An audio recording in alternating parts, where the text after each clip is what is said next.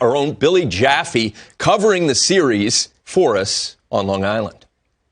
Well, the home crowd was looking to blow the roof off here at the Coliseum and cheer their team to victory. However, the Tampa Bay Lightning had other ideas on that, and they skate to a 2-1 win and now hold a 2-1 lead in the series. Here's a couple of takeaways I had watching the game live here from the Coliseum. First of all, early on in the game, that emotional, physical intensity, the nastiness that we saw in Tampa in Game 2 never materialized here. There were a few opportunities for some post-whistle scrums early on, but the officials put the kibosh on that. You could almost tell that they were saying, look, you do it again, you're going to get dinged with a minor penalty.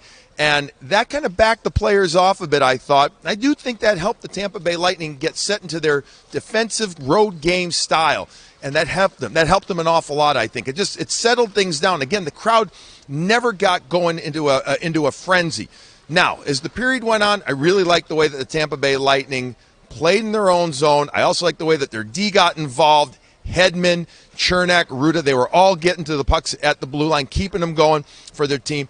And then when the opportunity came, Yanni Gourde ends up scoring a goal. So this is the second game in a row that the Gourde line has been instrumental in helping with the offense. So 2 good games in a row for the Gourde line, and that's obviously key for any team to have that third line going. Now the Islanders, you're expecting them to come out in the second period and, again, try to get things going, but it took them a while to really find their rhythm. Now they did about halfway through, and they started to get some good offensive zone cycle, owning the puck more, winning battles, getting pucks to the net. But Andrei Vasilevskiy, excellent, as usual, until about the 17-minute mark when Cal Clutterbuck powered a goal in to make it 1-1. And you thought, okay, now the Islanders, and again, now you're thinking, all right, the Islanders are going to come out fired up. And they did in the third period, but there was only one shot for about the first 5.5 minutes or so. Once the Islanders got their legs and they got their energy and the crowd really revved up, really loud crowd in the third period, that's when Andrei Vasilevskiy really showed some great mettle, showed his worth. Overall in this game, by the way, I thought Matt Barzal, who had 9 opportunities, and Kyle Palmieri with 7, really did some good things down low with the puck. But Vasilevskiy, again, very strong in net.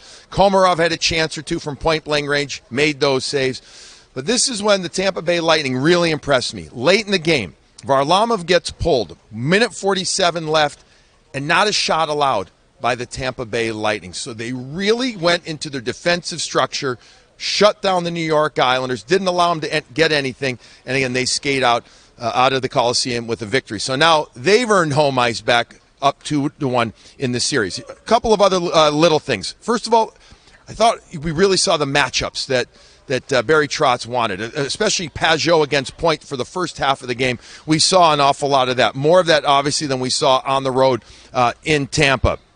The other thing that we saw is that we saw that I thought the D-men, as I mentioned earlier, the D-men of Tampa got involved more at the offensive blue line. It seemed like they were moving better. I thought Victor Hedman had a real nice game, and that's going to be important for this team to be able to keep things up. So, listen, when it's all said and done, the Tampa Bay Lightning showed that they can play a different style of game. Everybody thinks of them as that high-flying offensive club.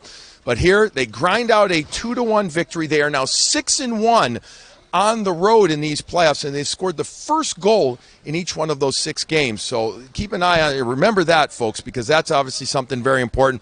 The New York Islanders now have lost the third game 3 of each series to start these playoffs. And so coming home, and yes, this is a big home ice advantage, and they've played well here, but not in the first game of a series here at home. They've lost each one of those. So they will look to rebound on Saturday night at the Coliseum. It should be a very intense, a very fun game as well. That'll wrap it up from the Coliseum. Send it back to you.